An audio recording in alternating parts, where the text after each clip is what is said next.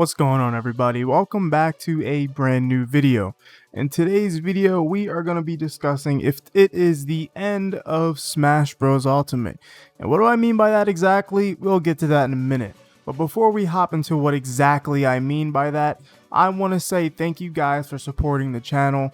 I don't say thank you enough, and I should be saying it more. And if you're new here, you can subscribe and join the Discord as well. Even those of you who already are subscribed, you can still hop in the Discord. I'm trying to bring this thing to life. But if you want to join, it will be in the description below and probably at the top of the comment section. So be on the lookout for that.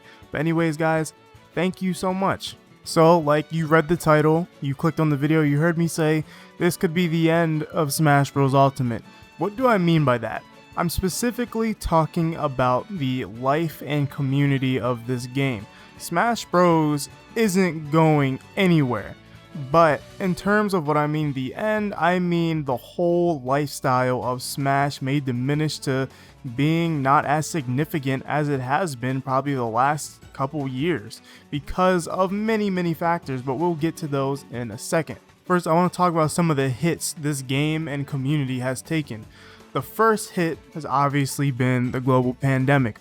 This has slowed down tournaments. I don't know when tournaments will ever be back to normal, and online tournaments are not cutting it, but we'll talk more about that later.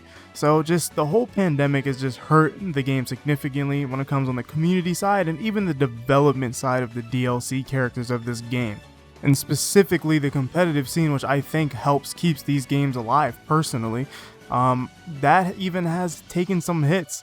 I mean, the Smash community has always taken hits here or there, but these allegations that came out, and a lot of them ended up being true, and a lot of people were just upset, and it hurt. It hurt a lot of people, and it sucked. And those people, a lot of those people were at the top in terms of the community and in terms of rankings, and there were just a lot of well-known people, and it hurts to see community leaders and stuff like that turn out to be the people you don't really think they would turn out to be, and it hurts the community, and it kind of shaking everything up and shaking everyone up, understandably, and it makes complete sense of why. And I feel like that kind of killed a lot of the competitive spirit of this game. A lot of people I know won't even want to really touch the game or think about it because of that stuff, and it's understandable. But someone like me personally, I like Smash Bros. Because it's Smash Bros. I like it because of the game, not really because anyone else got me into it in terms of the community, but those people who were getting into the game because of those people, it does suck, and it does kill a lot of competitive steam and has a negative outlook on the community. So in terms of tournaments and when we go back in real life,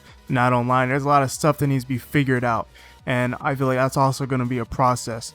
But outside of that stuff, the tournaments will just suffer from now until anything is better in terms of the online, and I don't think the online can uphold the competitive integrity of Smash Bros. Ultimate the same way it is upheld in real life. There's just a lot of factors, and the online's bad, and we don't know if it's exactly going to get that much better, but we know it's going to be changed further down the line based off words Sakurai have said himself, so we'll have to wait and see on that. But for now, I don't think this game can survive just off of offline tournaments, because the competitive scene generates a lot of hype for this game. And I don't think this is exclusively a Smash Ultimate problem, but in the long run it will hurt because a lot of other games are hurting, but they don't have the same things as these other games. Like Capcom, who owns Street Fighter V, they have the Capcom Pro Tour where people are getting paid a lot of money consistently to play this game in tournaments, even online. There's online tournaments for this now. And of course we have no support from Nintendo, so everything's based off the community.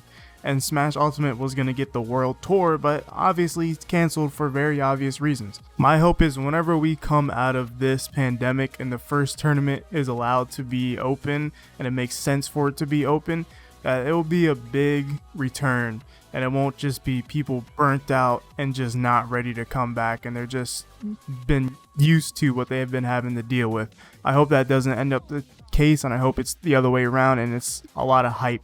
And that's kind of what I want to talk about next, is the hype for Smash Ultimate. The hype for Ultimate has been noticeably slowing down on Nintendo's side of things, because the last character we got was Min Min, which a lot of people really did think was cool, but it's not like it was hype or mind-blowing or anything like that.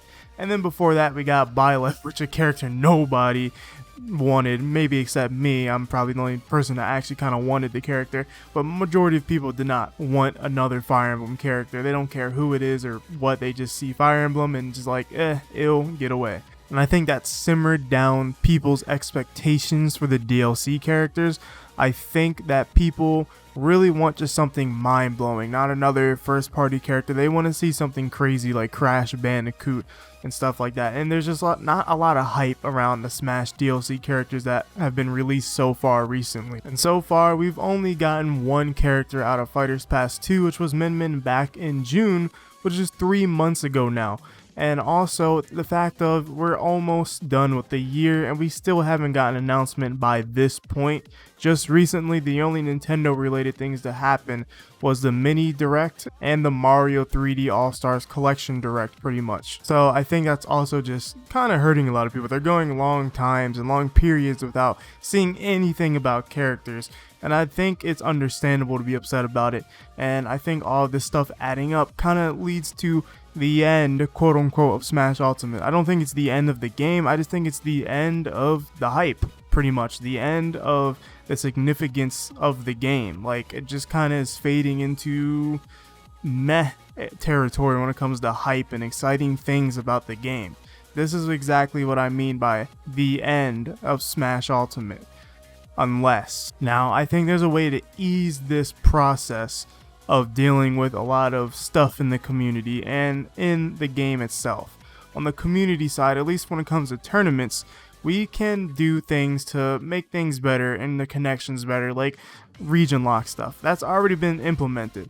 Now on Nintendo's end, now that they've said things about the online and they've already shaven one frame off for 1v1s online, and it's a step forward. It's a pretty decent step forward in my opinion, but it's not enough. And they did say they were investigating the online and working on further improvements for it. So now it's Nintendo's job, or Bandai Namco's job, to make more improvements to the online, and this will make tournaments better overall. Having better online suits and fits and helps everybody playing the game right now, semi-competitively or competitively or anything, even casually. Having better online is better. Now I don't expect to roll back netcode one bit, but it would be amazing if that happened. And as for purely the community side, when tournaments go back to normal, we need to create a plan to make the environment safer for everybody and all types of people, because it's just not. Clearly, because of all the stuff that's come out about all these people. I'm not gonna go into specifics about it, but in general, the things need to be more clear, the rules need to be more clear, and it just needs to be safer, and there needs to be a way to do that. And I think tournament organizers are the ones that need to come together and do that, because if not, then the process is just gonna repeat itself, and we're gonna be here and continue to have that negative stigma. Now, I myself am not a tournament goer, I never have been, and now I feel less inclined to go because of just how much, craziness there is that goes on here that I've heard about. I just think it's crazy looking from the inside out that a lot of these problems have not been dealt with. But now the community has the chance to deal with these problems, and I think now is the time to do it. And I think with these things combined, and Nintendo also just releasing more stuff, they gotta give us more information about the DLC, because we can't keep going dry. Dry periods really hurts games, and I don't think developers understand that. They don't understand that they're killing their own game sometimes by just leaving everyone in the dust without saying anything. So Nintendo needs to fix the online to help with this whole pandemic, and they need to provide more information and just at least just let us know development's going good, everything's going good. And also the community needs to get everything together. And I think the game will die and fade out of hype unless these things happen, and that's the unless part of this video. And I truly think that if these things happen, everything will be much better and will be in a better place. So hopefully these things can happen, and that's just my opinion. So don't take this video as me saying, oh, the game's gonna die 100% completely, because that's not what I'm saying. So hopefully you stick around to the end, and if not, I'll catch you people in the comments saying something like, as soon as the video is uploaded, and I'm gonna laugh at you. But anyways, thank you guys for watching this video. Make sure to subscribe and join the Discord. You can also become a channel member. You hit the join button. There's different prices. It helps me out. You also get these cool little emotes in chat when I live stream. So if you want to do that and support me that way, I appreciate it too. But anyways, I'll see you in the next one.